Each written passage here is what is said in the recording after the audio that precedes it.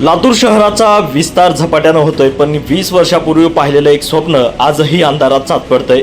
लोकनेते स्वर्गीय विलासरावजी देशमुख यांनी लातूरच्या विकासासाठी बार्शी रस्त्यावर ज्या 97 पथदिव्यांची उभारणी केली होती, ते दिवे तब्बल 2 दशकांनंतरही पाझळणार कधी, हाच मोठा सवाल आता उपस्थित होतोय। लातूरच्या बार्शी रस्त्यावरील 5 नंबर पाटीपासून ते थेट हरंगुळ रेल्वे स्थानकापर्यंत हजारो नागरिक प्रवास करतात। अतिरिक्त MIDC आणि मांजरा कारखान्यामुळे या भागात मोठी लोकवस्ती वाढली आहे। मात्र रात्री अपरात्री प्रवास करणाऱ्या वाहनधारकांना आजही अंधारातून आपली वाट शोधावी लागते। विशेष म्हणजे तत्कालीन मुख्यमंत्री विलासरावजी देशमुख यांचा हा ड्रीम प्रोजेक्ट होता। सुरुवातीला 1 महिना चाचपणीसाठी हे दिवे सुरू होते, त्यानंतर महानगरपालिका आणि जिल्हा प्रशासनाने याकडे साफ दुर्लक्ष केले। रस्ते विकास महामंडळाने या रस्त्याचं चौपदरीकरण करताना सर्व काम जतन केले, दिवे चालू बंद करण्याची यंत्रणाही बसवली, पण या पथदिव्यांना प्रकाशाचा मुहूर्त काही लाभलेला नाही। त्यामुळे लोकनेत्यांच्या या स्वप्नावर नेमकं कोण पाणी फेरतंय असा सवाल उपस्थित होतोय। आणि याच ठिकाणाहून आढावा घेतलाय आमचे प्रतिनिधी नितीन बनसोडे यांनी।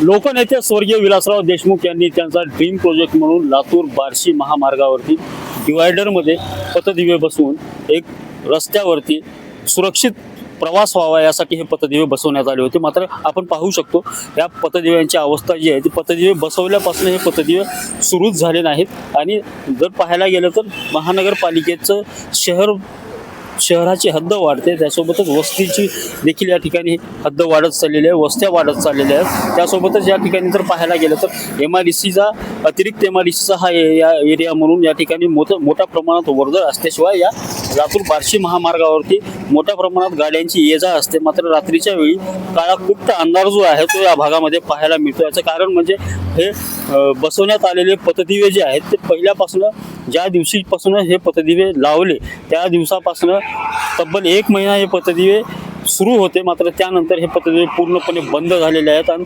एकंदरीतच परिस्थिती पाहायला गेलं तर रात्रीच्या सुमारास या रस्त्यावरून ज्यावेळी वाहनधारक वाहने चालवत असतात त्यावेळी कुठे ना कुठे भुरट्या चोरीचा आणि दरोडेखोरांच्या टोळीचा धोका या ठिकाणी वाढताना दिसतोय। त्यामुळं कुठे ना कुठं रस्ते विकास महामंडळाने याकडे लक्ष देऊन या हे पथदिवे नव्याने चालू करावेत अशी मागणी या ठिकाणी होत आहे। मात्र गेल्या अनेक दिवसापासून हे पथदिवे बंदच असल्यामुळं या मार्गावरून जाणाऱ्या वाहनधारकांना मात्र मोठा त्रास या ठिकाणी सहन करावा लागतोय।